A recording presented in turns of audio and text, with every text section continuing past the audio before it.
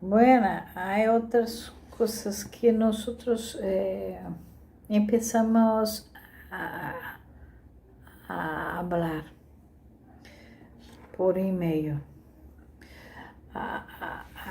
Muchas deudas. La cuestión, por ejemplo, ele decía, o desejo é intransitivo. O desejo, deseja, desejar. Acontece que a partir do momento em que essa criança, ela sai da derrelição para vir o nascimento do símbolo e ela passa a controlar aquele outro que cuida dela. E aí, o que acontece? Aquele outro vira um objeto, o seu alter ego. E aí ela começa o for-dar. E aí, esse alter ego vira um objeto de desejo. Mas esse objeto de desejo que ela expulsa, é ela que expulsou, ela que mandou embora, mamãe, ele volta ao desejo expulso, mas já como o seu próprio sofrimento. Então, ele é um objeto que vem a ser o seu próprio sofrimento. E aí, o que acontece? Quando ele está na clínica e está se queixando lá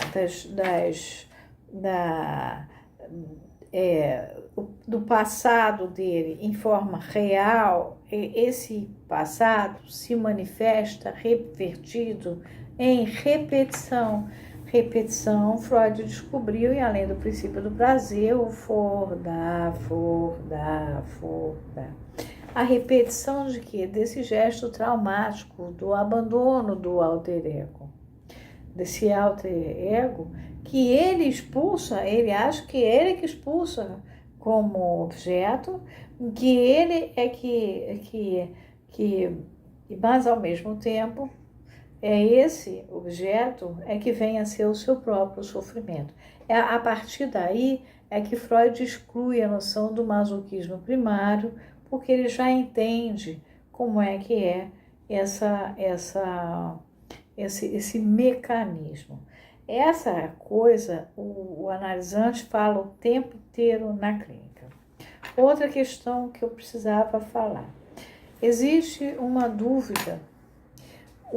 Nós, no Brasil, quando nós dizemos fui ao cabeleireiro, fui à praia, vou fazer uma festa, a gente já está excluindo o sujeito do inconsciente. Ele já não aparece. Em francês você tem o je e o moi. Quando a gente traduz aqui para o português, o je está entre colchete com o eu e o moi está sem o colchete. Foi uma solução que nós tivemos para poder reconhecer onde é je, onde é moi.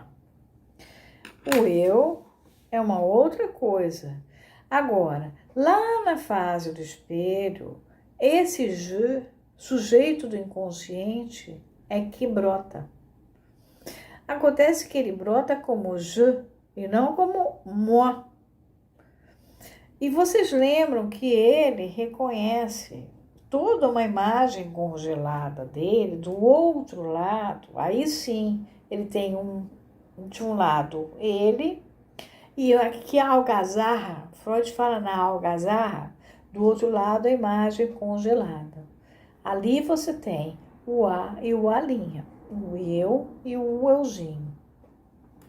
A gente não pode confundir isso com o eu do inconsciente, que é o que fala, que traz os sintomas através de sonhos, lapsus linguis, atos falhos, sintomas propriamente dito, como o sintoma na neurose obsessiva, a dúvida, a procrastinação, como na neurose histérica, da histeria mesmo, né, as contorções, a tosse histérica, uma série de coisas.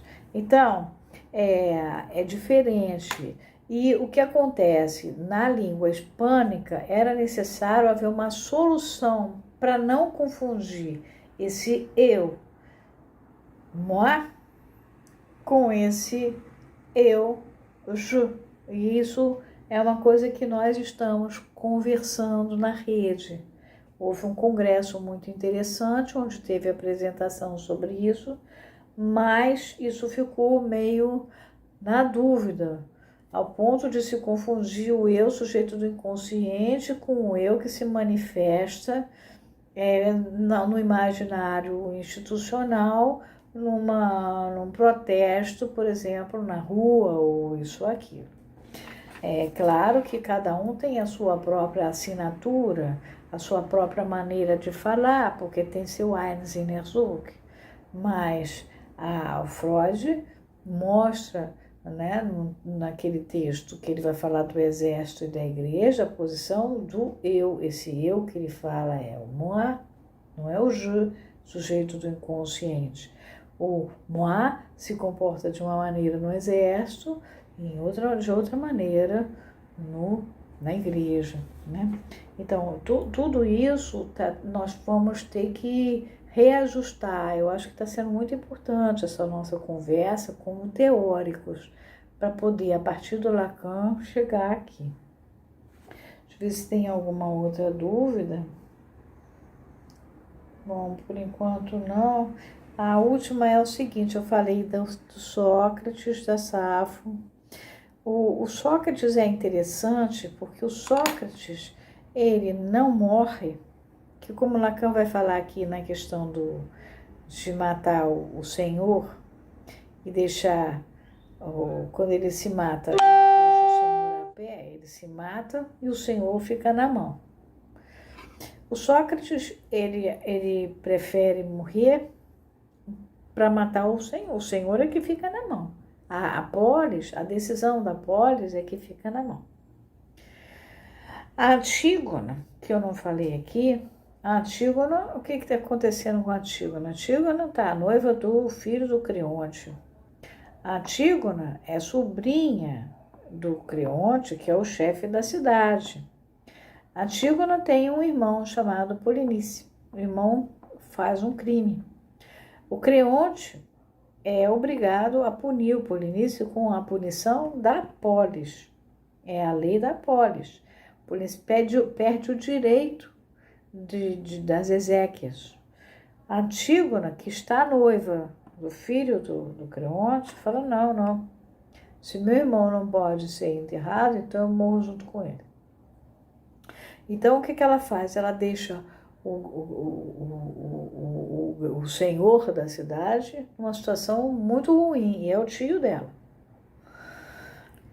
Sócrates deixa os senhores da cidade, porque ele foi julgado, numa situação muito ruim. Diferente de Safo, que se entrega para Afrodite, que é como o bebê que transforma o objeto, o alter ego, no seu próprio sofrimento. Ela vai, se Antígona tirou o homem, Antígona não, Afrodite tirou o homem dela, pois então é para lá que ela vai, ela se atira, né? O outro que resolve que não vai sair do palácio, não, para entrar para... Mas ele já tinha deixado de ser presidente, não é besteira. Podia ter continuado vivo, a Dilma está viva. O que ele fez foi fazer os direitos trabalhistas, etc. O outro resolve ser um deus, não vai ser deus. Empédocles não conseguiu virar um deus, conseguiu virar um homem conhecido. Mas não conseguiu virar conhecido porque se atirou pelo monte. Ele conseguiu virar conhecido porque ele foi quem descobriu a questão do ódio e do amor. De onde Freud vai tirar e fazer o último trabalho dele. Análise terminável e terminável, e dá uma finalização na teoria pulsional. Bom, a gente está aqui, a gente leu: a liberdade do homem inscreve-se inteira no triângulo constitutivo da renúncia que ele impõe ao desejo do outro, pela ameaça da morte para o gozo dos frutos de sua servidão, ele não vai servir ao Senhor. Sacrifício consentido de sua vida pelas razões que dão à vida humana sua dimensão e pela renúncia suicida do vencido que frustra da vitória o Senhor, que ele deixa entregue à sua desumana solidão. O Senhor fica numa situação muito má. A primeira vez que eu vi um caso de suicida na minha vida, tinha 18, ia fazer 18 anos. Estava na faculdade, tinha conseguido me meter dentro de um hospício. Eu ia fazer anos e tive dispensa naquele dia de sábado. Eu não iria trabalhar porque ia ser o meu aniversário.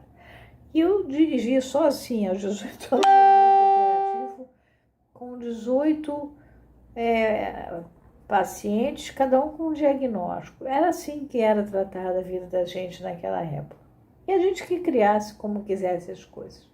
E eu avisei que eu não viria no outro sábado. Uma histérica, diagnosticada como histérica, disse para mim que eu tinha que vir sim, porque ela queria comemorar o meu aniversário ali. Eu falei, não vou, era longe para burro.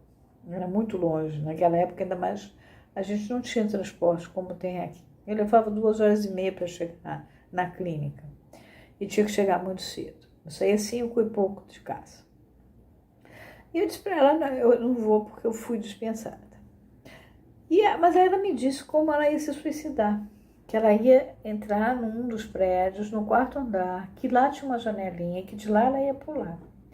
Com meus 18 aninhos, eu cheguei no hospital, no plantão, e avisei ao plantão. Falei, olha, a fulana disse que vai se suicidar se eu não vier ao aniversário que ela quer comemorar, meu aniversário. Mas eu não vou vir. Eu estou avisando que ela corre perigo. Mas disseram que eu era muito arrogante, que eu só tinha 18 anos. Ela se suicidou. Ela se suicidou. Quer dizer, os senhores se viram numa situação muito complexa, né? Ela botou eles numa situação muito complexa. Eu tinha avisado. Ela se suicidou em homenagem à minha desobediência. Mas, na realidade, eu tinha avisado a clínica. A partir daí, passei a tomar um cuidado desgraçado com esse negócio de suicídio. Suicídio é coisa séria. Bom, eu estou falando nesse negócio todo porque a gente vai entrar tanto em desejo, a gente vai entrar no touro, que é uma figura topológica. Ela agora vai pintar a macaca. Ele tem 2 páginas aqui para se divertir. Então, eu estou voltando a questões que estavam em dúvida, e de vez em quando eu vou voltar para a gente poder dar continuidade, tá?